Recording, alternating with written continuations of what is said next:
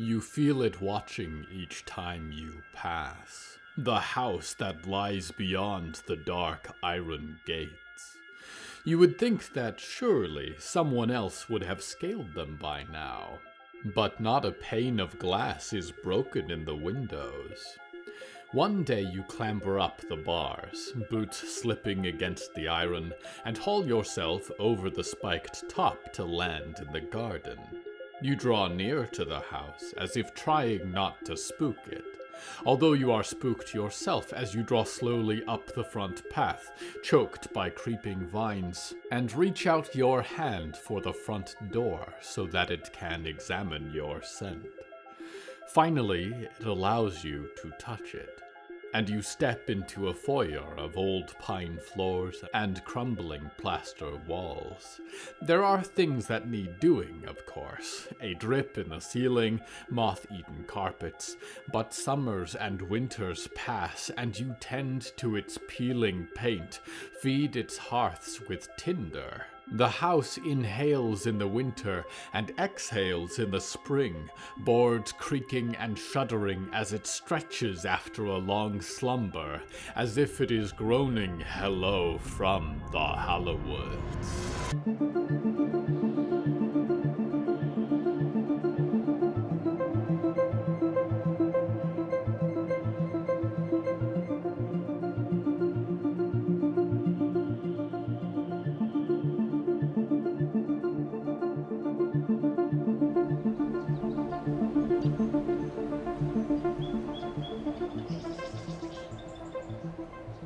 Right now, I am sitting on a bench outside of a tree stump the size of a house.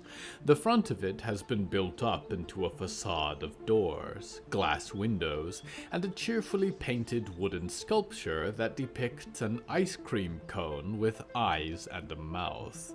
A threadbare striped canopy flaps in the night wind above, and the unseeing eyes of the carved mascot stare down from above a door of broken glass. Only darkness dwells within. The theme of tonight's episode is forebodings.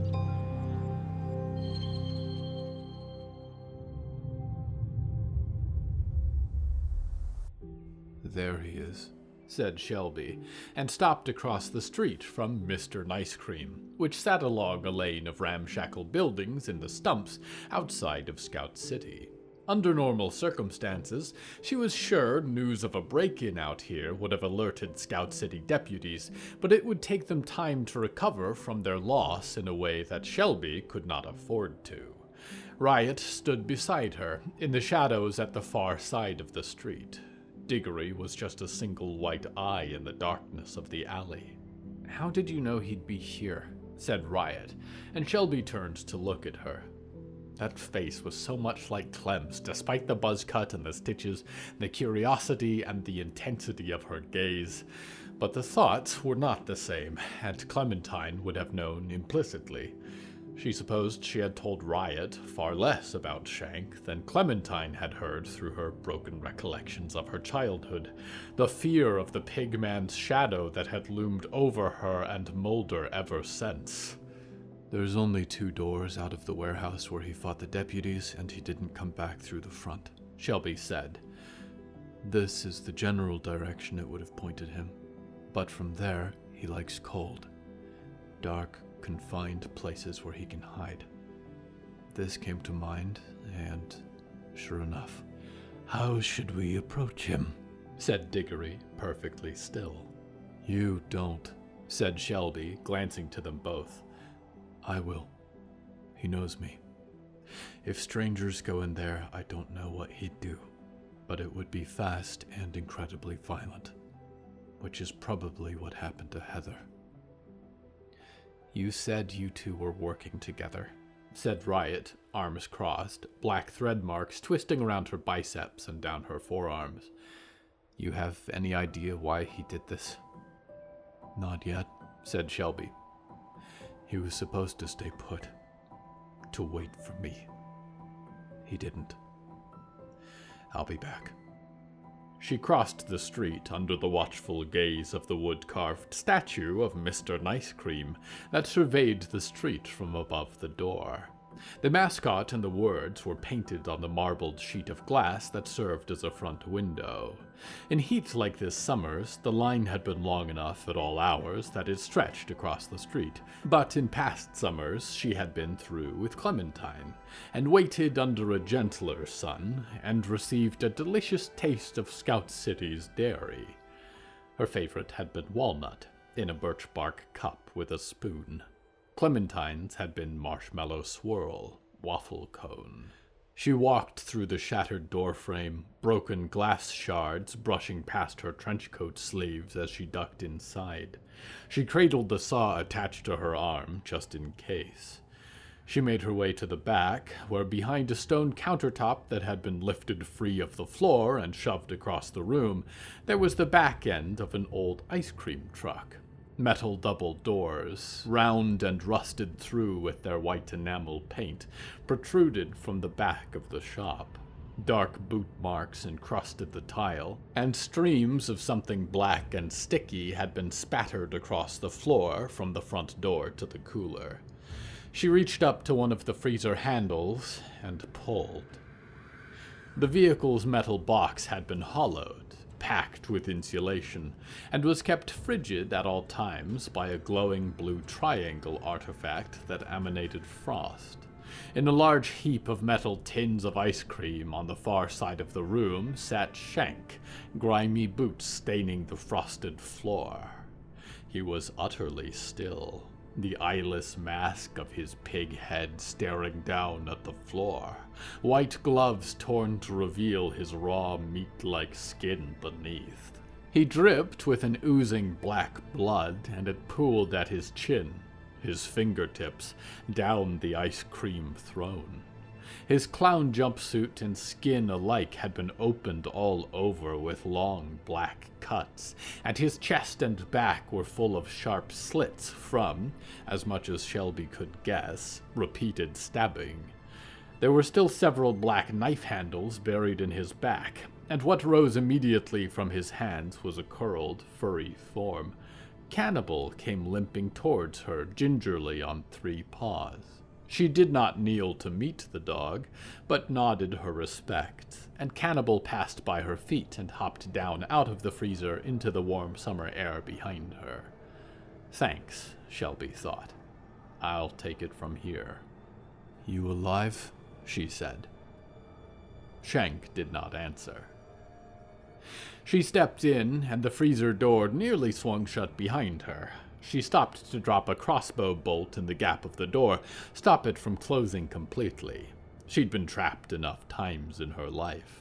And then she took a couple slow steps across the freezer and came to crouch a few paces away from the pigman, peering up at the slashed skin of his face. There was an exhale from Shank, a hot cloud of foul air that turned to particles in the freezer's cold. You shouldn't have done that, she said. Killed Heather. We didn't get a chance to talk to her. I know she was in with the quartet, but I wanted to know why. It doesn't make any goddamn sense. The big girl, said Shank, although his mouth did not move so much as a slight shake of his head. We had ourselves a little game. Guess I won. We had a deal, you and I, Shelby said. Deal, Schmeal. You think that's how you're gonna get 'em? Said Shank, tilting his head up. Running around collecting buttons and asking questions. I went out and I found 'em. All 4 of 'em. Now there's only 3. Soon there won't be any but none, and I can go back to the witch and get better. They were luring you out, said Shelby. They wanted you to find them. That's how they're going to get us, you understand? by getting us alone." The pig hissed, and Shelby stood up and stepped over to him. Shank tensed, ready to snap, but she stood among the slipping ice cream tins to yank the knives free of his back. She tossed them to the floor by his feet. "How hurt are you?" she said. "Barely nicked me," said Shank. Shelby squinted. She could swear that the cuts along his arms were not quite as defined as they had been when she walked in. The burns he had suffered in the northern log fall had faded into the patchy texture of his forearms. Shelby shivered in her coat and sank down to sit against the frigid wall. Her breath formed far smaller clouds than Shank's. "Did she say why?" said Shelby. "Why she was doing this? Who the others are? Anything we can use to pin them down?" "I don't ask their names," said Shank. "After I crushed the big girl, they ran. I didn't see their faces none. I don't like their masks." "Ironic, coming from you," she said. "With a mask, you can't watch the light drain from the eyes," said Shank. "Makes it less fun." "Maybe they'd like if you took your mask off for the same reason," said Shelby. "Wish I could," Shank hissed, and leaned back against the pile of storage tins and broken shelves. "Wish they could see my face. They'd know how much I liked it. A big old smile on me." "What happens when it comes off someday?" said Shelby. "It can't be long now that Clara's big project is done." Shank looked over at her with a tilt of his huge head, and she could not find any light reflecting beneath his empty, dark sockets. "What's it matter to ya? You gonna come visit? We gonna be pals?" "Just asking," said Shelby, and looked around the freezer. "Why cold? Every time I find you, you're somewhere cold." "Gets hot in this thing," said Shank, and pointed a finger up to his ragged neck, the loose flap where the pig face ended and the dried red skin began. "I'm dying under here. I can always feel it. Itching, sweating, squirming on my skin. Some days it makes me want to pull my own head off." "I feel the same way lately," said Shelby, shifting her stump against the leather bindings that held it to the electric saw. "Listen, Shank. The Scout City deputies are after us. They think we're behind all the murders. They're going to be coming for us. And they're strong. Even without Heather. I don't know how Oswin's powers interact with you, but they could kill me by touching me. Ignatius lights fires, and I know you don't like those." "Let 'em come," said Shank. "I'll kill 'em one by one." "That's not the way we're doing this," said Shelby. "They've done nothing wrong. Yet. Although, I don't know. If Heather was part of the deputies department, I don't know how many of them are in on it. We've begun tearing up a long stitch, Shank, and it goes deep beneath the skin of this city." "It'd be easy," Shank continued. "Send 'em in one at a time. I'll tear each of 'em in half. Dead folks won't trouble you no more." "I know you could," Shelby said, and rose to stand again, looking down at him. I'm asking you not to. The deal was you wouldn't kill until we agreed. Until we could do it together. Well, Said Shank, and although his rigid, tusky teeth did not move, she felt him grinning. there's still more of them left. Wanna play a game? Best of 3. There was a knock on the door of the freezer, and Shelby turned. Who's there? It's me, said Riot, and the door swung open. Shelby glanced quickly to Shank, back to Riot, who stood momentarily speechless in the freezer door. Shank was a brutal sight to behold, even in his Sunday best. Shank, this is my friend, Riot. She's a groundskeeper here. You know what those are? They try to keep things peaceful. She's helping me fight the quartet. Hey, said Riot. Pleasure to meet you, Mr. Shank, I'm sure. Shelby, they're coming. Diggory's prepared to hold them off, but if we can get moving, that would be great. Shank, can you walk? Said Shelby. Shank grunted and rolled his neck, and then with a groan rose slowly out of his ice cream throne, leaving only the stain of his blood behind, and stood half bent over against the freezer ceiling. Never been better, he said. Jesus, Shelby, said Riot, and backed away from the door.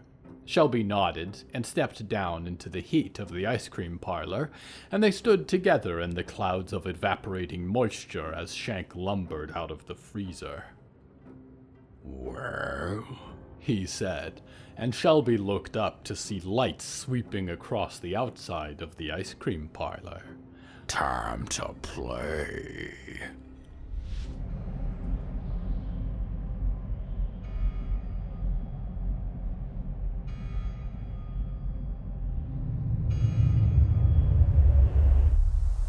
Behind every do not enter sign is an adventure waiting to happen. And in this age of fallen guardians, who is to stop you?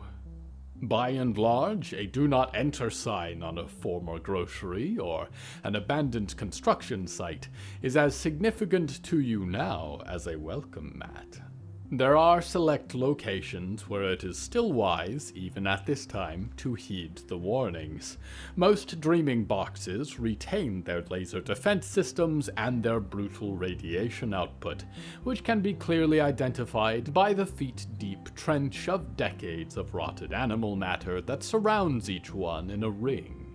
If you find yourself wading into a trench that can only be described as festering, turn back before a red glow lights the trees and then irradiates the skin from your bones. Although they are not clearly marked, it is unwise to tamper with a CPE Foundation complex, as they are filled with countless dangers, both built by the company and imprisoned below. According to the laws of particle physics, merely observing the inside of one of these places might set irreversible reactions in motion. And of course, heed a do not enter sign anywhere that you suspect might be a tabernacle of the Black Eternity, no matter how much it calls to you. We go now to one who likes to ignore such safety signage.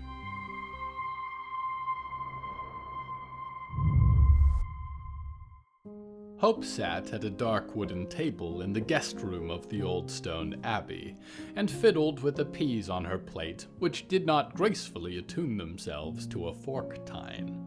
Her mom sat beside her, and then Marco and Buck, and on the other side of the table, the tall and creepy countess, who sat with her back perfectly rigid, and Yuretsi, who had shifted her chair to lean back in it and put her feet in the countess's lap. Dashiell had finished his meal and gone to smoke a cigar over by the dull, flickering fireplace. At the end of the table sat their new friend, Olivier, who wasn't quite as old as everyone else, but still old by Hope's standards. Everyone seemed very enthralled to listen to Olivier talk about world politics and drink wine that she wasn't allowed to have. Dark fog rolled across the courtyard of the abbey outside, illuminated occasionally by a sweep of the watchtower light. "So I went to school at an institution called Downing Hill Public Library," said Olivier. It was a magic school. But what we think of as magic is really tied to forces that are bigger than us. Ones we can't understand or control. The black rains, everything we're seeing in the world are a part of that. But Buck would remember that I used to make storms and lightning and weather, and that was something that I learned how to do at Downing Hill. "Gods," said Yuretsi, eyes glinting with flecks of gold. She reached up a hand, and as she did, ripples of fur ran across it, flickering across her skin, nails growing and retracting. "They touch us, change us, but what they offer comes with a cost and a purpose." "Lucky you," said the Countess. "Having a purpose? Mine's quite forgotten about me, I think. Or she'll check in on me in 1,000 years to see how the experiment is going." "At Scout City, we are familiar with Downing Hill," said Buck, nodding, eyes half closed, although Hope knew his brain was not at all sleepy. "When the library vanished, we ended up absorbing everyone who had escaped. There are a number of former students employed at Scout City." "Do you remember if one of them was named Friday?" said Olivier. His dark eyes moved to Hope, and he smiled briefly. Hope frowned and stabbed a pea. Buck frowned.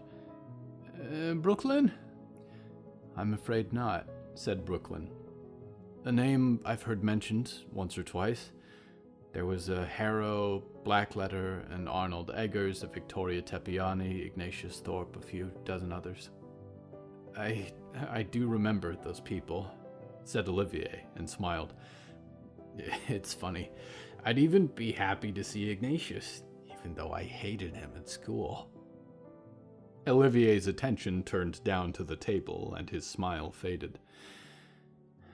"I thought that Downing Hill was alone. That it was all Director Blackletter's big plan.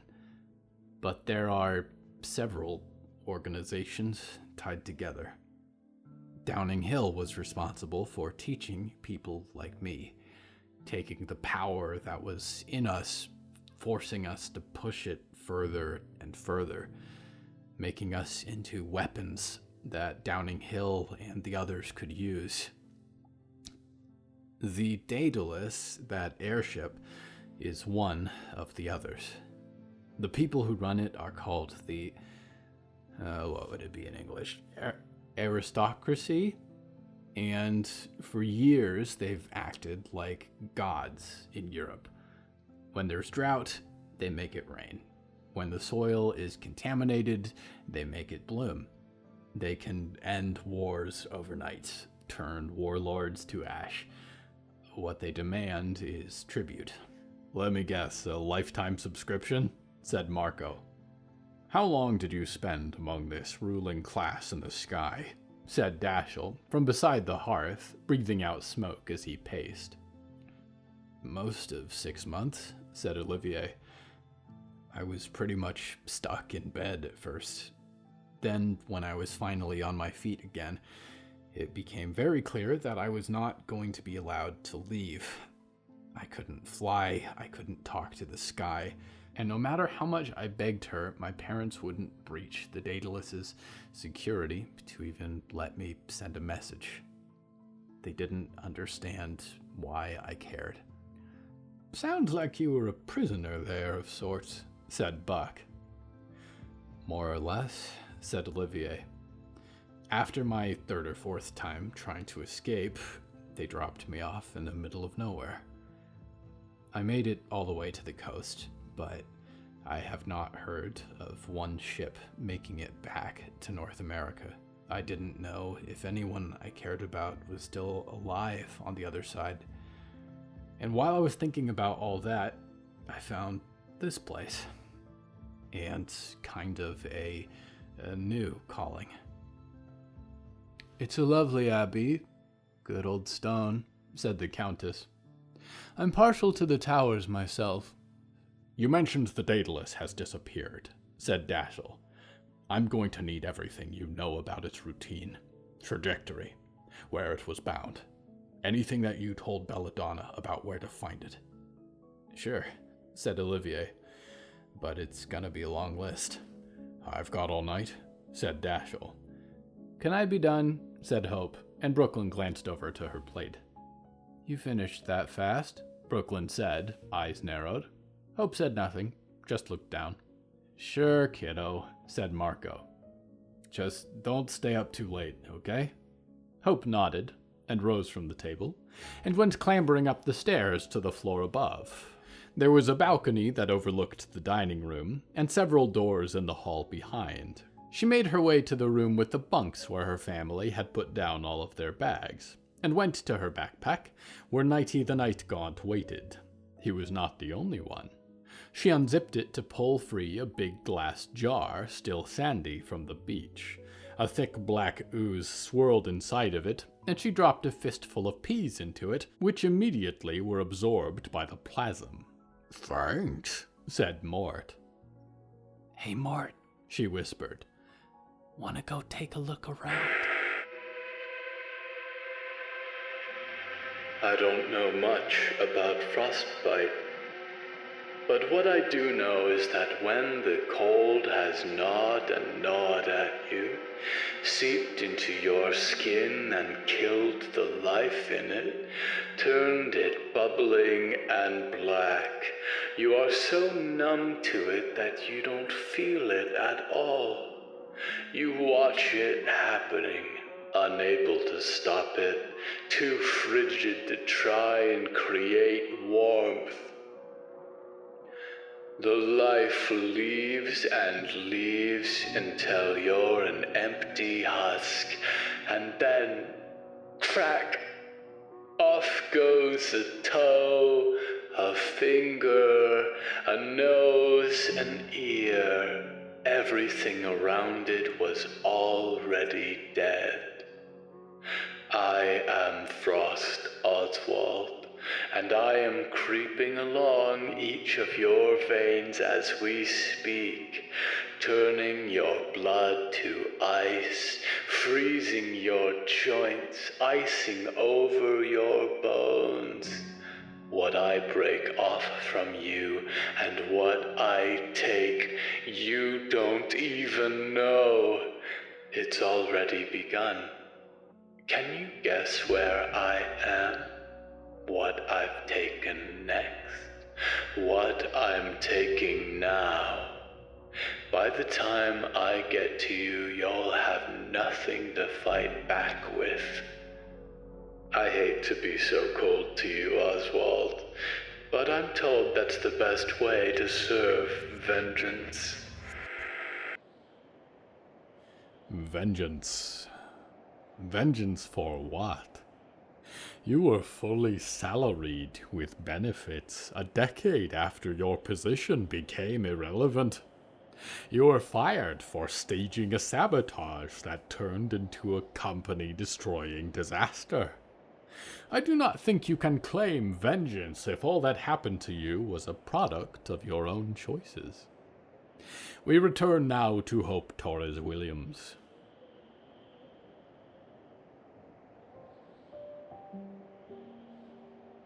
Hope had managed to escape through the window, and then slip from the ledge down a vine-encrusted gable to the ground without making much of a sound, and pulled the jar from her backpack and went walking down the small gravel paths that lined the intricate gardens within the abbey. The fog was dense, and she could not see more than 30 feet ahead, although it was a natural product of the ocean side and not the obscuring shadows mustered by the Countess. Even so, the fear of being swept up into the night by some vast threatening creature was not entirely gone, so she kept a low profile as she wandered through aisles of curling vegetation and gnarled fruit trees that filled the center of the abbey. High buildings ringed the courtyard, rising into stone towers, although the beam of light that shone from the highest tower, like a lighthouse, largely pointed outwards across the landscape beyond, or across the ocean that she could hear but not see. She could hear the crash of waves and the bustle of several late-night conversations and dinners coming to a close, the cry of seagulls, and a child singing. Do you hear that? She whispered. Hear what? Said Mort in the jar. There was a single skull adrift in it, the skull of a gull, perhaps, and its matchstick flame eyes were tiny and green. I don't hear anything. But I also don't have ears. There's another girl here, said Hope, and she carried the jar more hastily through the fog, following the direction of the song. It grew faintly louder as she tread down a winding path, up again, as the abbey stretched between two hillsides. She didn't understand the language, but the high pitch and tone must have required a lot of practice. She wondered who Maria was. She finally came to a stop in front of a tall stone house with two big doors. It had appeared suddenly in the fog and seemed as dark as the night sky. She could not make out what the stained glass windows were supposed to represent on account of the thick cracks that ran through each pane of glass. Several wooden planks had been nailed across the doors, but there must have been another door, because the voice of the girl resounded from somewhere far within, bouncing off what must have been a high stone ceiling in the most angelic way. She crept closer, reaching the front stone step, and noticed that strange signs were painted on the boards across the stones, that they almost seemed to glow as she reached for the brass handle between the bars. "Hey, can we not touch that?" said a voice, and she looked up to find Olivier standing in his dark coveralls, black curls shrouding his face in the fog. She pulled her hand back immediately and hid the jar behind her back. "I was just taking a look around," Hope said, and looked up to the doors and back to Olivier. "Cool house." "Do you know what this is?" said Olivier, stepping up within a few paces of her, hands in his pockets. He looked up to the doors, too. Hope searched for an answer that would make her seem smart, but faltered. "Not really," she said. "It's called the chapel," said Olivier, and knelt down to her level. "People used to use these to worship gods. They'd go inside and sing songs. Is it singing to you?" "The chapel?" said Hope. "I hear a girl in there. Who is she?" "She's not real," said Olivier, and looked back to the glass. "This chapel has something very scary living in it. It's been trapped in there a long time, and it eats people. So it's singing to try and lure you in there, into a trap." "Oh," said Hope. Her hand slipped a bit on the heavy jar behind her back. Her shame at almost having waltzed in through the front doors was replaced by confusion. "Why do you still keep it in here, then?" "Sometimes scary things are better kept close and locked up safe than far away out in the world," said Olivier, and gestured to the glowing symbols on the wooden bars, and she could see them glow with each wave of Olivier's hand. "You see these? I made these. They're runes of protection.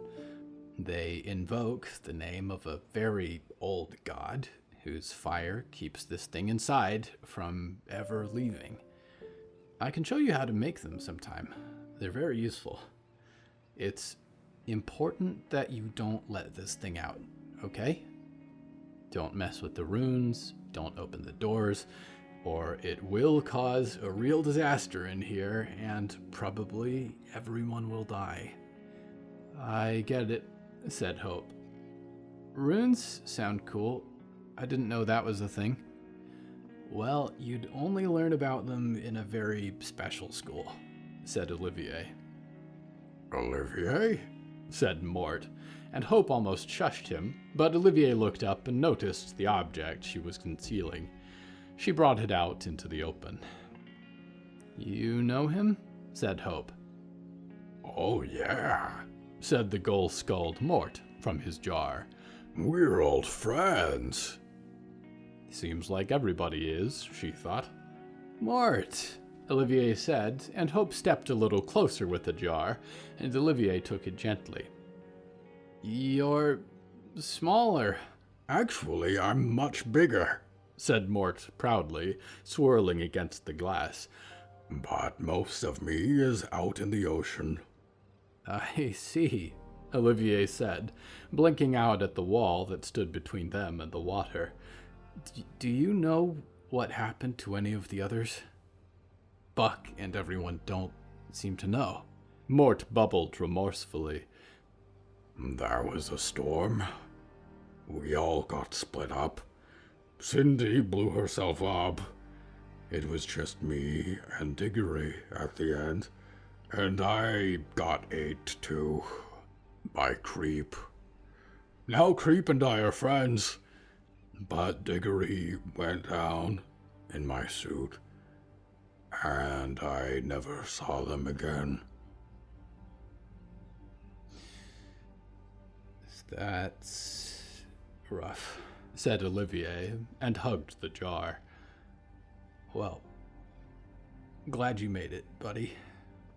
But there was a clamor of bells then, ringing much like they had when they came to stand on the Abbey's doorstep. Weird, said Olivier, standing up. Getting you all in was unusual enough for guests. Want to go see who's at the door? Sure, said Hope, and gave a last glance to the chapel. The singing had stopped, although she swore she saw for a moment a face through the stained glass window, one that was like her own, but made of a white glass like a doll. It was gone when she blinked, and she followed Olivier quickly through the maze of gardens in time to find the old gatekeeper, Guillaume, with his bent back and sloped hat, opening a small grate in the large doors that separated the abbey from the rest of the world. And Hope recognized immediately the hood and owl-like eyes of Sir Fen of the Knights of St. Lawrence and dozens of knights behind her, and she looked up to recognize Hope.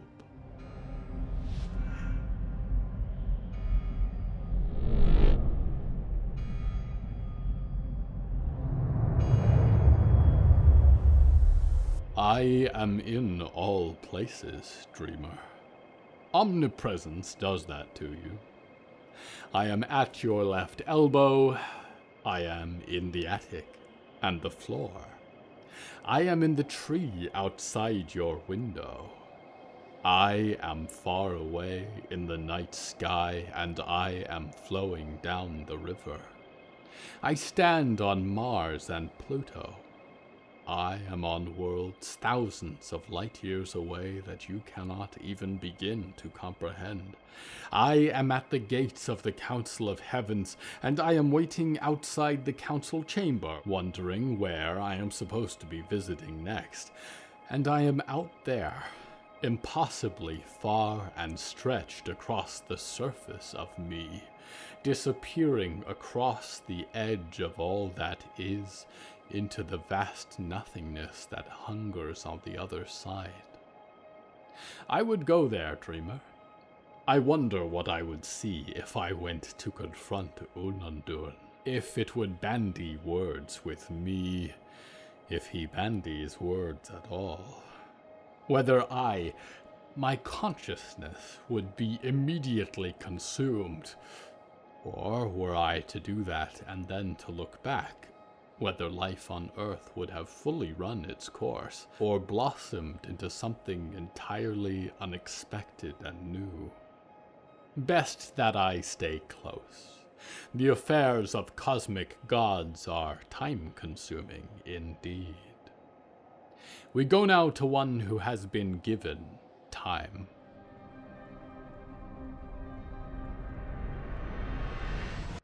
Riot felt intensely nauseous. The pigman smelled like death, like rotting meat, and his breath made her dizzy on her feet. She had thought, perhaps, upon opening the freezer door, that she'd found some horrible murder victim of the quartet, although she supposed he wasn't far off. The massive menace left boot-shaped dents in the metal floor of the freezer as he walked, and the floor of the shop shook with his steps. She cast a worried look to Shelby and raised her hand in front of her eyes and squinted. Out there, she could see 2 Scout City deputies flashing lights at the parlor. "Come out with your hands up," called a voice. "This is the Scout City Sheriff's Office. We do not wish to harm—" The voices outside were interrupted, and the beams of light turned around. "Whoa, whoa, whoa, hold it!" the voice continued, and although Riot was blinking away discs in her vision, she could see Diggory emerging from the alley behind the deputies. Ignatius wore a leather jacket with Downing Hill alumni patches over his uniform, and Oswin wore a beekeeper's shroud draped from the brim of their deputy's hat. Oswin's gloved hands twitched, and a pinpoint light illuminated each of Ignatius's hands. Riot watched, and in that moment, a sense of clarity came rushing through her fingertips, her face. She had spent long weeks wondering why she had returned, what kind of life was to be forged out of the 2 broken pieces of her. Seeking a new purpose, a calling to breathe meaning into her 3rd act. She had none of that now, but in the moment she also was not thinking about it as she grabbed a broom from the back of the shop, snapped it in half, and went out ahead of Shelby and Shank, screaming. "Hey, what do you think you're doing?" she called, and that drew looks from Ignatius and Oswin, tilting back from facing Diggory, but she realized after saying it that she had also drawn attention to a Shelby and a Shank just behind her. The deputies moved to face her in the street. She knew there was no avoiding public attention. Faces peered from windows, doors opened further down the street. Cannibal was in the street, barking at Oswin. "Everybody just play it cool," said Ignatius, the burning orange centers of his eyes turning to Riot, as flame appeared, dancing over his palms. "Shelby Allen, Pigman, you are both under arrest for heinous murders committed here in Scout City. Riot Maidstone, Diggory Graves, we're going to have to take you in also. Everyone stay peaceable here, and this can be an easy night." 6 people stood uncertain in the roadside, and Riot sensed that others had much more to hold in the standoff than a broom handle. "We've got information," called Riot, "that you need to know. About Heather." "Do not talk to me about Heather," said Ignatius, stomping a boot, and fire lit his eyes. "She's dead because of this monster here. She gave her life tonight to try and bring this bastard in." "You got a temper on ya," rumbled a voice behind her. She realized that the pig spoke, although his mouth barely moved. He was walking slowly past her into the center of the circle, Shelby pulling at his arm. "Maybe a joke would cheer you up. You wanna hear something funny? She hunted me like an animal, but she's the one who died like an animal." Riot was about to reach past him and noticed Shelby's crossbow was loaded and concealed behind Shank, and Diggory was trying to interject with something diplomatic, and Cannibal was howling in the street, but then she had no more time, because Ignatius raised his hands, and a fire began that would never truly be extinguished in Scout City.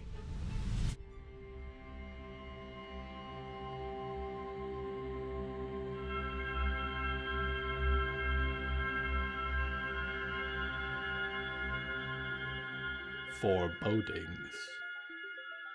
Often there is the feeling that a certain doom is coming. It may have a tangible form, it may not. It may be possible to track in movements and sense its constrictions of all that is, or it may only exist in the imagination. It looms so large and dark ahead that one cannot look away from the enormity, nor shift one's feet from the drawing shadow that is already knee-high and growing deeper each moment. And yet, when it swallows you completely, what is to be done? There are two possibilities. If the doom is false, then there is no reason to cower. Make yourself large and hold light against it. Reveal it to be empty, a shadow and nothing more, and one that flees from the rising of the light. Or the doom may be true. In which case, I would say to do all the same. If only so that when it arrives it must put up a fight, and it will remember you because you did not curl and make yourself easy to swallow, but you buried a knife in its tongue and dragged all the way down its throat. We cannot control what is coming, or how deadly or dark it will be. Only that, for better or worse, we shall not go quietly. Until the doom arrives, dreamer, I am your loyal host, Nicky Nick, waiting and always watching for your return to the Hallowoods.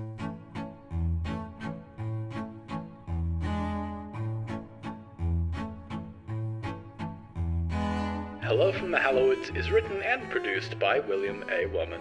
Hello, that's me. If you enjoyed this show, please don't forget to follow it and share it with a friend. The bonus story that goes with this episode is called Midnight Hunt, and is available on the show's Patreon at patreon.com/Hallowoods. Because we operate without ads or sponsors, our supporters are all that keeps the show going. Plus, supporters get weekly bonus stories, access to our weekly Q&A live stream, behind-the-scenes content, exclusive merch, and even more. Merchandise and episode transcripts are available at hellofromthehallowoods.com. You can even find us on social media at the Hallowoods. Music is used under license from artlist.io. Until next time, dreamer, why didn't the huntsman get directions from the watching tree?